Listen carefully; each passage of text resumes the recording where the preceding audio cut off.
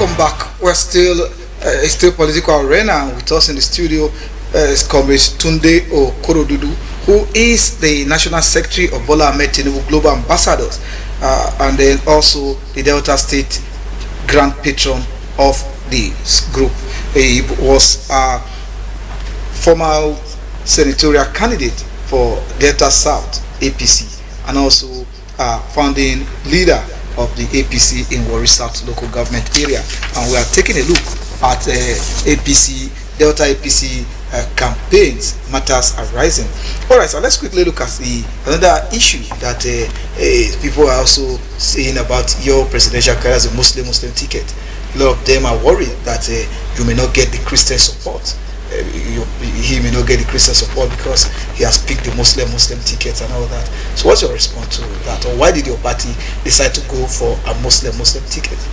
Oh, that's a good one too. I like that. You see, in politics, your first aim is to win. To win a federal position, you have to be somebody who knows how to reach out to the north. The northern part of Nigeria are very, very critical about their own religion. They will support a Christian, of course, but they will support a Muslim even more. Just like how we also will support a Christian in our south. But Tinubu cut across. He's a Muslim Christian. He on his bed that he sleeps with his wife, which his wife is a pastor, senior pastor of Redeemed Church.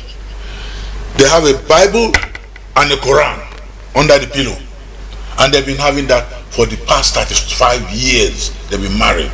As you have heard, the wife is partly Shakiri. She's from Niger Delta too. We are proud to going to have a first lady from our own area, particularly Delta State. Now, how do you expect him to win if he choose himself and a Christian in the north? They are there, but they're not majority. Tinubu plays strategic winning election, and he has outreached to the CAN, Christian Association of Nigeria, to explain to them why he did what he did. And you saw him with the CAN leaders last week, and they shook their head. They said, we accept your explanation. It makes sense. You don't just go into election for sentiment because you are a Christian or you are a Muslim. You go in there to win. And there's nowhere in the constitution that says that it must be Christian Muslim or Muslim Christian. After all, in the Idiagbon and Buhari, they were both Muslim when they led Nigeria. We have Christian led Nigeria before too. So it's not really an issue. It's just that anything that Tinubu does is always a comma for those who dislike him. But the joy of democracy, which we embrace, is majority rule. Minority have their say, but majority will rule, and majority is APC. All right, now let's look at this Muslim ticket again. On the other hand, in 2015, when President Muhammadu Buhari, when he won the primaries of your party, it was suggested that Bola Ahmed Tinubu should be his running mate, and that plan was jettisoned because of the Muslim ticket palava. And at the end of the day, Professor Yemi Osinbajo, a Christian, was nominated to replace Bola Ahmed Tinubu.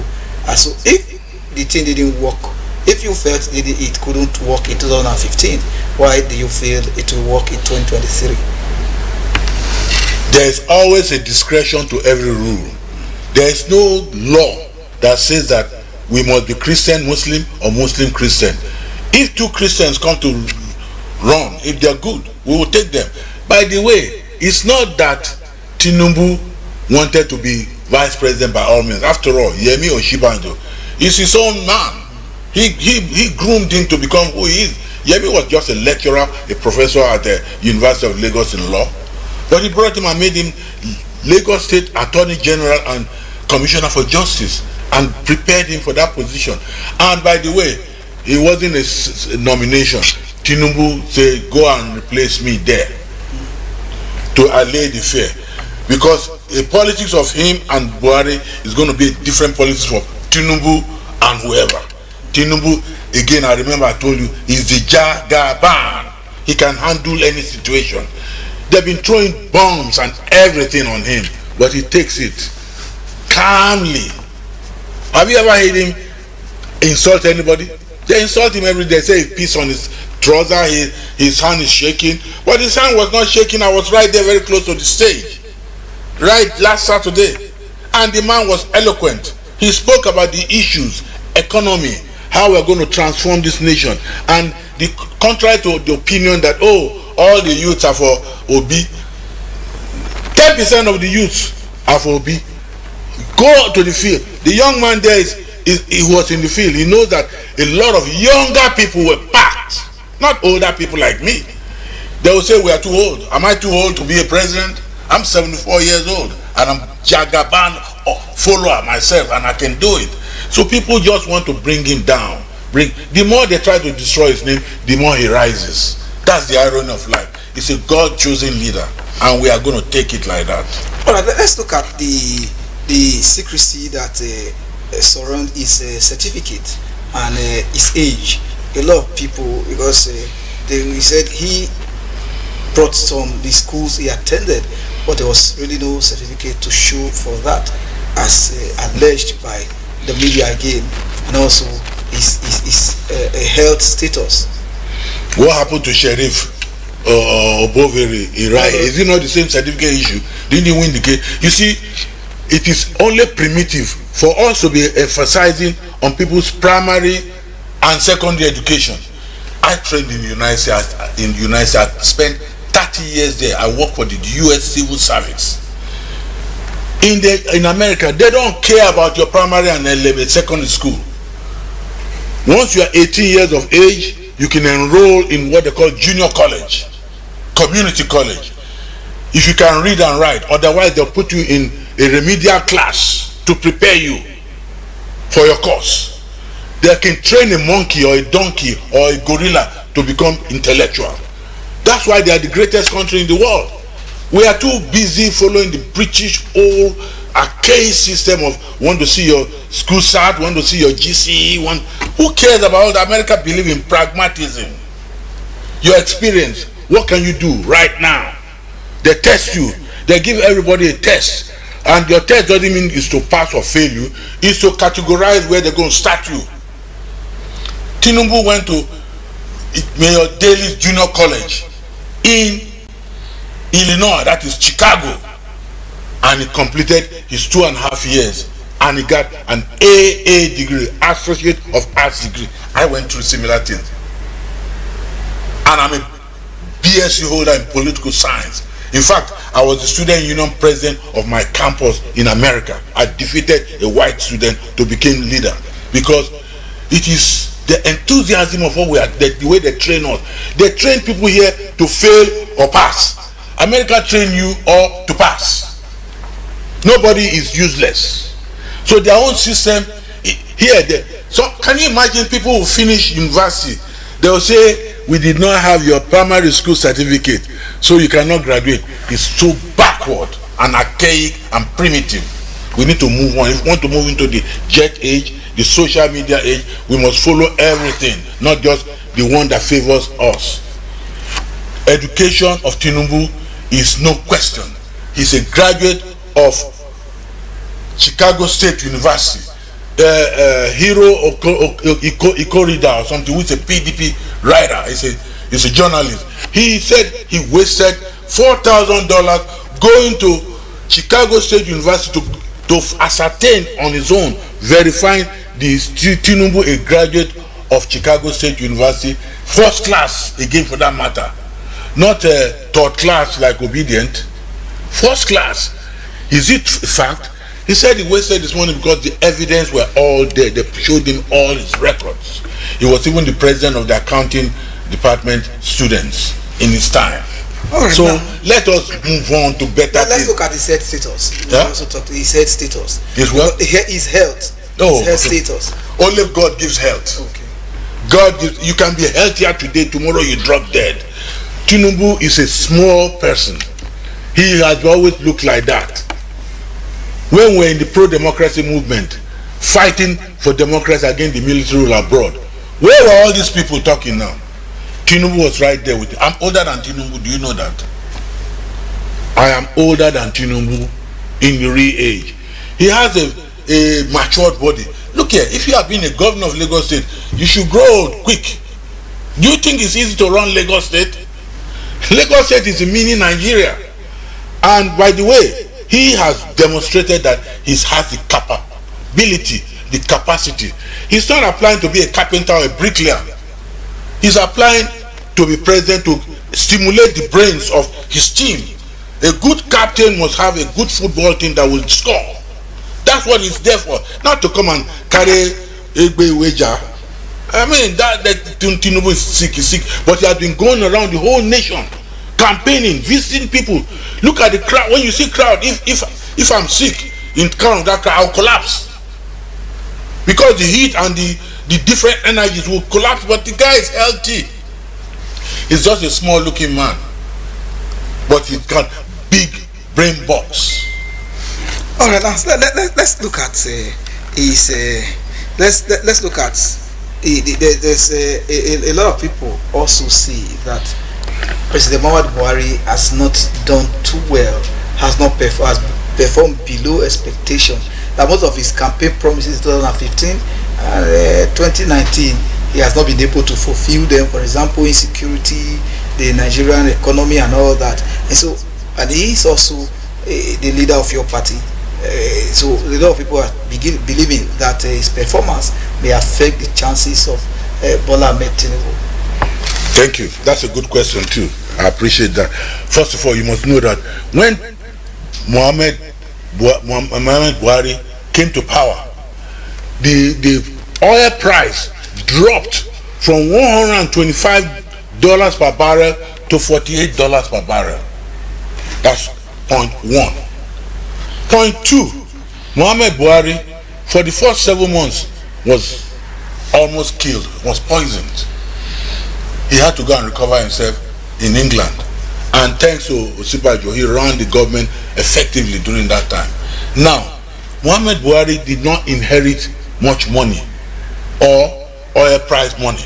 So you can't transform a budget that Jonathan was running, where they were sharing ATM money. Central Bank became an ATM machine. Muhammad Buhari doesn't share money like that. The people in the East who are complaining that he's not carrying them along, for almost 40 years, no other president has been able to build the Niger Bridge. It's completed now. And the people on the other side of the bridge, they are my fellow Igbo brothers. You go to Onitsha market, it's all Igbo. Who is it going to benefit? That is commerce, and transportation is moving fine. They know. That's why you see in the East, no single governor of the eastern state has stood by Peter Obi, because they believe that Buhari is doing things for them. Now, the big one is the breakthrough we just had. 3 days ago, Governor Wike came on the air and said the president gave the whole of Niger region a lot of money, including his own state, and our own governor received almost 240-something billion. Just go ahead, talk about your. Just go ahead, talk about your own campaign. Go ahead with what you're saying. Yeah, but everybody cannot be expecting everything done by the president. Why do we have governors? Governors have to implement their own part in their states. So that means that the performance of president will not affect the chances of your party. No, it cannot. It cannot. It cannot. In fact, Tinubu is a magician. Watch. All right, Tinubu is a magician. So what is he going to do differently that President Muhammadu is not doing now to fix Nigeria? Because he's going to do what he did in Lagos to transform Lagos from a small little old capital 50 years ago to a paradise. Even Obi and all of them, they moved to Lagos. I didn't move to Lagos. I stay in my worry. I'm a worry guy. I came from America. I ran for Senate. I didn't go to. I want to stay here until we see that we develop it. Any patriotic citizen of a state should stay in his own state. Go and develop your state. Tinubu stayed in the state, made Lagos into a paradise, and he brought people from all the Yoruba states to become commissioners in Lagos State. In Lagos State, we have Urubu Commissioner. we have Igbo commissioner, we have Hausa commissioner, and he embraced everybody. That same kind of mindset he wants to bring it to Nigeria and develop Nigeria, bringing all the good brains on board. You'll be surprised that some of his best men might be Igbo guys. All right, now let you ran for Senate in the past, so you were a senatorial candidate. Now, so I understand. I believe that you understand the workings of politics. Now, what are your permutations? Where are those states that Bola Ahmed Tinubu will expect to win, and how do you expect to go about that? Oh, I've told you already that if we were having the election tomorrow, the result will be coming out next tomorrow. By its weekend, will have been declared the winner. But we're even going to get more votes by February, because we are working very hard. Bola Tinubu is a hard-working leader. He has the mechanism and he has the convincing language. Those people who have made up their mind, no matter what you tell them, they will still say they will not vote for Tinubu. But a lot of them are going to find. Did you hear what Wike told them? He said, "Don't waste your vote." He said, Wike said, Obi cannot win anything in Rivers State. And Wike is saying that they are supporting Tinubu and they are PDP. So that's why you heard the word APC. But people thought it was an error. It was concertedly said, it was all planned to acknowledge them that you are people democratic, not the party. The people who are democratic in the party, the PD, are with the APC. Because they wanted Atiku was not democratic, that's why they didn't include C. They didn't include the. But he was a member of your party in 2015, but he helped your party win that election. He wasn't in our party. So he ran. Obi was the running mate to. No, in 2015. Yeah, but we didn't win. But even we didn't win. No, in 2015, President Muhammadu Buhari won the presidential election. Then Atiku was in your party. Yeah, but look. If you notice us, everybody crisscross. The PDP always come to APC, but you not see an APC crossing to PDP. Let's come back home. Let's come back home to the state now. Your governorship candidate, who is the deputy senate president, Senator Ovie Omagege, and Obarisi of Oroboland. All right, let's see what are his chances in this election. It's a done deal. Done deal. Because the evil that the governor of Delta State have done will follow him. No. You don't need to use hate speech. You don't need to just tell us what are his chances. You don't need to. Say that. The what is going to lead to that is that in order for him to gain more votes, they're learning what are those things that he has said is going to do for Deltans, so that Deltans will know that he has that pattern like Tinubu. He has an example. If you go to Delta Central, because he was elected senator for Delta Central, not Delta South or Delta North, but go to Delta Central. We don't even have light on the roads here. In Delta Central, a lot of communities have solar lights. But there are a lot of people. They have a university, which is a polytechnic. Yeah, that's why a federal polytechnic is brought to Orogun. A lot of people are even in Delta Central saying that he is a senator for Orogun. Why? Meaning that he garnered all the development and cited them in his own community. When Ibori was president, no. Is that correct, or you are trying to defend why he took them to his community? He didn't take everything to Urugu. You have to look at what he has done in other areas. Okay. Look. If somebody brings a university to his hometown, I'm not going to fault him, because charity begins at home. Okay. If you can't take care of your home, how are we sure you can bring something to my own hometown? They will say, look at your own home. You didn't bring anything. They want to tell me that I should follow you.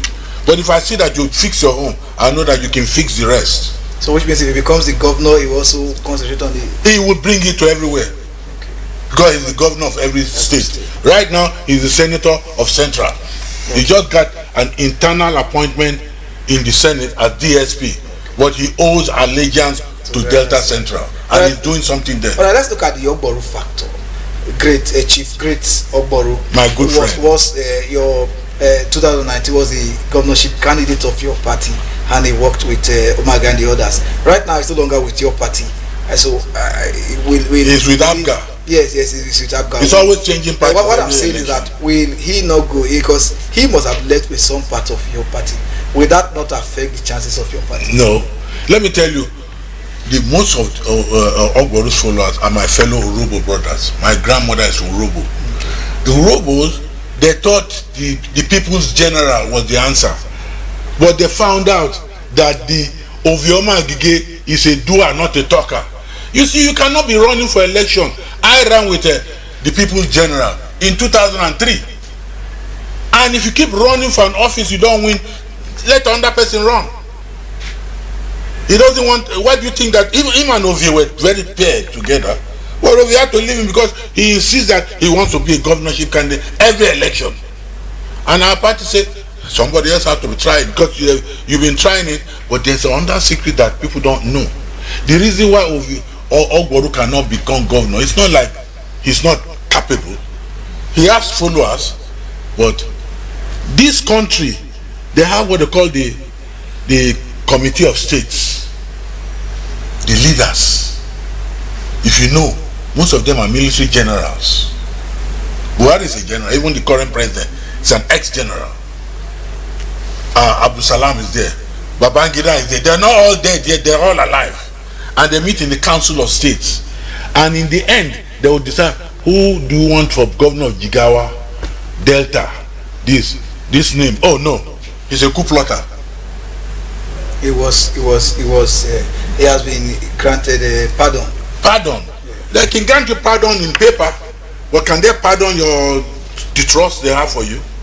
But they grant Ojuku pardon. Okay, now right now the INEC has introduced beavers, so it means that some few persons cannot just sit at home and decide the fate of who governs. I didn't make that statement to lead to that question. Okay. What I'm saying is that that factor will work against Great Ogboru. Yeah, the factor works against Ogboru in that they were able to influence the major party that Ogboru want to run in, to influence the people not to give him that ticket. Okay. Then he go and scout for ticket in all these mushroom parties. He can't win with the mushroom party. Nigerian political parties, PDP or APC. It's not like in America, Republican or Democrat. To be fair to APGA, it's not a mushroom party because they have a sitting governor. APGA? Yes, they have a sitting governor. They have it's still a mushroom party. National Assembly. Yeah. So you can't call that a mushroom party. APGA. But let's leave it at that. Everybody will want to say that party is the best. But very quickly, what should Deltans expect from your party if Ovie Omagi eventually emerges as governor? Thank you very much. I appeal to all my fellow Deltans. Good days are now coming back to happen, because first of all, Ovie Omagi knows that money has been mismanaged here. You don't want me to talk much about it. I will avoid it. Just go ahead, talk what you do for us. Those money, those derivation funds that was mismanaged, this time will be utilized to develop our area. Can you imagine if we have 240 billion? We know what we can do with that. Ovie will do that for sure.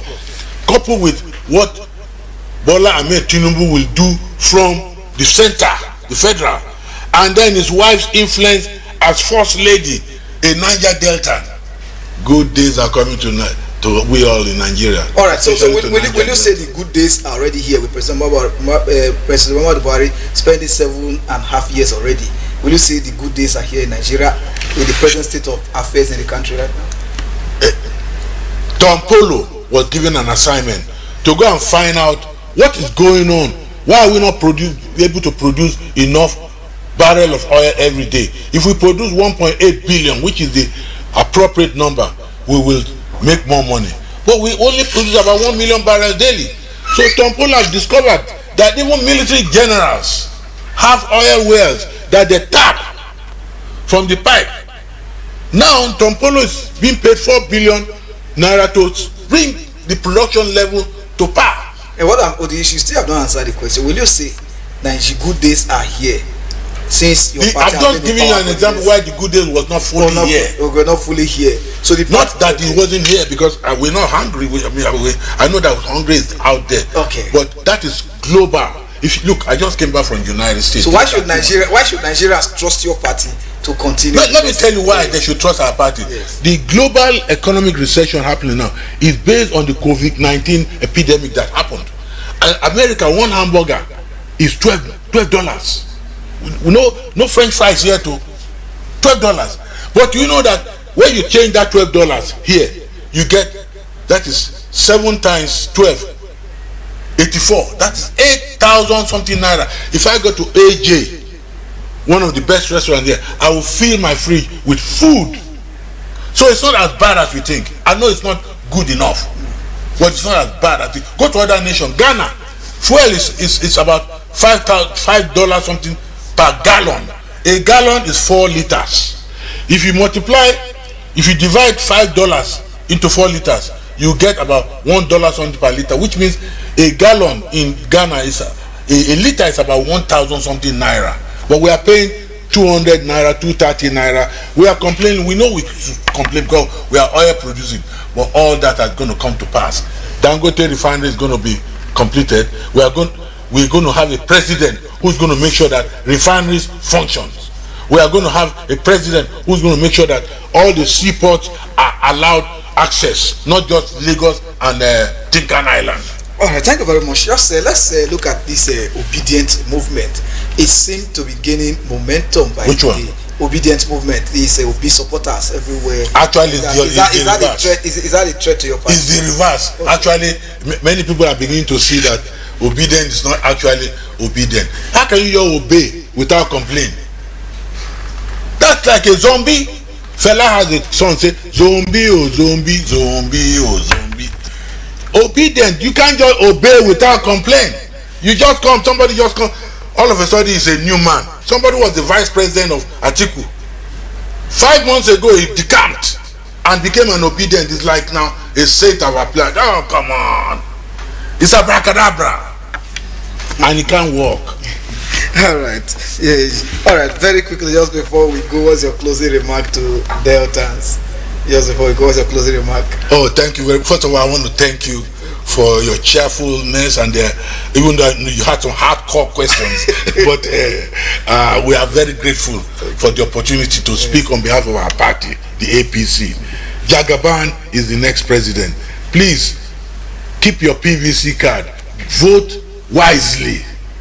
Somebody cannot come, you don't see his wife, you don't see his family, you don't see, just go around and say obedient, obedient. Or Atikus, who stays in Dubai.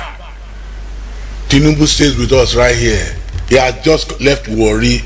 3 days ago, I was there, I was happy. Say, he's with us. So vote APC. All right, thank you very much. But we'll charge you for commercial. Thank you very much. I think that's all we can take for our program for today. Special thanks to my panelists here this morning, Comrade Tunde OKORODUDU, who is the National Secretary of Bola Ahmed Tinubu Global Ambassadors and also the Delta State Grand Patron of the group.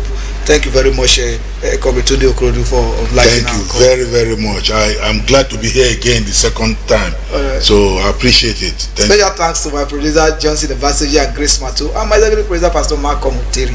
I am John Glover. See you same time on Friday for another edition